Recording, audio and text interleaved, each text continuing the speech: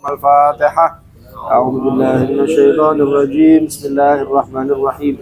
Alhamdulillahirabbil alamin arrahmanir rahim maliki yaumiddin.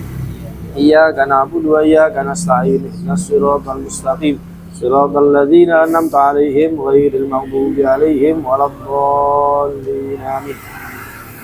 Bismillahirrahmanirrahim. Lan qaulal musannif radhiyallahu ta'ala anhu wa nafa'ana bihi wa bi ulumihi fid dharain. Amin. Radhiyallahu ankum. Mas'alatu faqidit tahurain, membahas tentang keadaan seseorang yang kehilangan dua alat bersuci nggih menika tuya kalih debu. Pripun hukumi tiyang sing badhe salat tapi mboten wonten tuya, mboten wonten debu?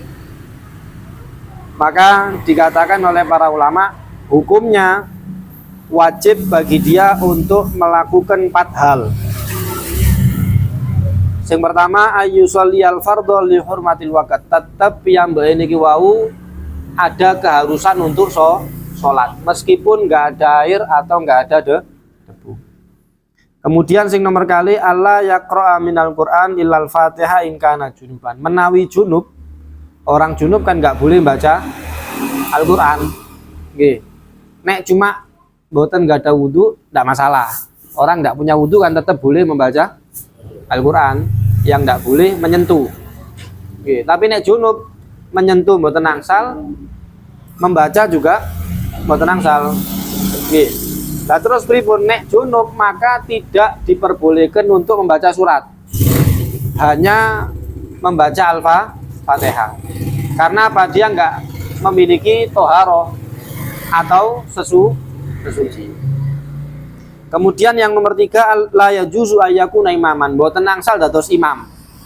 Nggih, dados orang yang faqidut tahurain, orang yang nggak punya wudu karena nggak ada air atau nggak ada debu, itu nggak boleh jamaah. Boten angsal napa? Jamaah, karena kan syaratnya jamaah itu makmum nggak boleh berkeyakinan bahwa imamnya itu batal. Nah, tiang sing boten wudu, nggih mboten tayamum, kan jelas salatnya mboten sah niku. Maka tidak boleh untuk jamaah. Jadi imam nggak boleh. Jadi salat sendiri-sendiri. Kemudian yang keempat, yajib alil qodho, tetap wajib napa? Qodho. Nggih. Ulangi, yang pertama tetap wajib salat. Orang yang nggak ada air, nggak ada debu tetap wajib salat. Kemudian kalau junub nggak boleh baca napa? Surat. Hanya membaca Al-Fatihah. Kemudian yang ketiga, tidak boleh berjamaah. Yang keempat, wajib bagi dia untuk qodho. Nah, terus sak mantune salat, umpami kok ternyata ketemu kali tuya utawa debu, pripun? Nek tuya, nggih jelas dia harus ngulangi salat, ngulangi wudhu, terus kemudian salat. Sholat ulang, baik itu didapati di dalam waktu atau di luar waktu. Cepet-cepet nek derengi medali nopo waktu, supaya dia sholat tepat pada waktunya. Kemudian nek umpamine angsali malah debu, mboten angsal tuya, maka dilihat nek derengi medal waktu, maka wajib tayamum, ngulangi sholat. Tapi nek mantuni medal waktu, jadi sholat zuhur ternyata sudah sholat asar waktunya, ngoten nggih. Waktu zuhur dia nggak ada air, nggak ada debu, karena akhirnya tetap napa? Sholat, ngoten nggih. Setelah keluar waktu dapat debu, pripun hukumi? Tinggal dilihat apakah tayamumnya sudah menggugurkan kewajiban sholat napa mboten. Kalau dengan tayamum tadi sholatnya sah dan gugur kewajibannya, maka harus ngulangi. Contoh misal dapat debu di tempat yang memang biasanya nggak ada air, manteng nggih.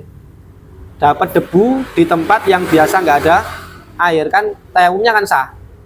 Malih sholatnya mboten wajib qodho, artinya gugur sholatnya. Kewajiban sholatnya apa? Gugur. Maka dia harus tayamum untuk kemudian sholat ulang, sholat lagi. Tapi kalau dapat tayamum, dapat debu di tempat yang biasa ada air, dapat debu di sini. Nggih. Kan percuma tayamum pun tetap sholatnya wajib qadha kan ngoten nggih.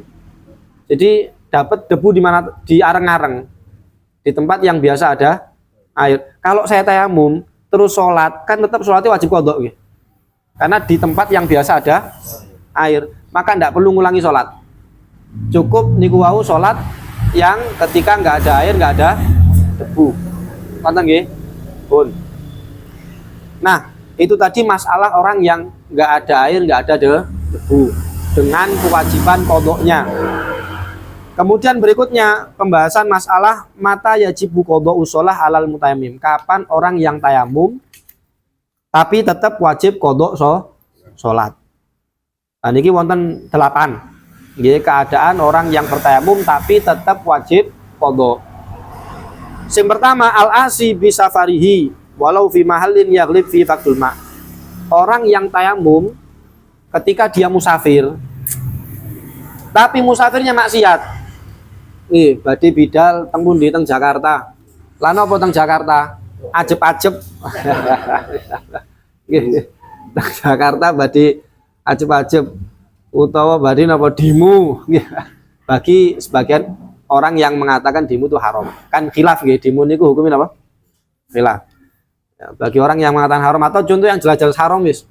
Badhe teng Jakarta lan apa apel misalnya. Iya, ternyata punya kendaraan di Jakarta. Pripun niku tengah jalan kok ternyata kehilangan air, nggak ada air. Akhirnya dia tayam, maka tayamumnya wajib untuk sholatnya itu. Karena dia maksiat dengan safarnya, dengan bepergiannya.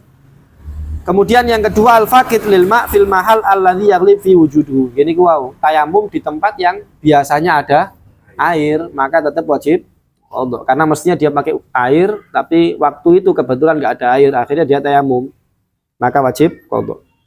Kemudian yang kelupaan bahwa ada air di rombongannya ketika musafir atau di area sekitar kendaraannya.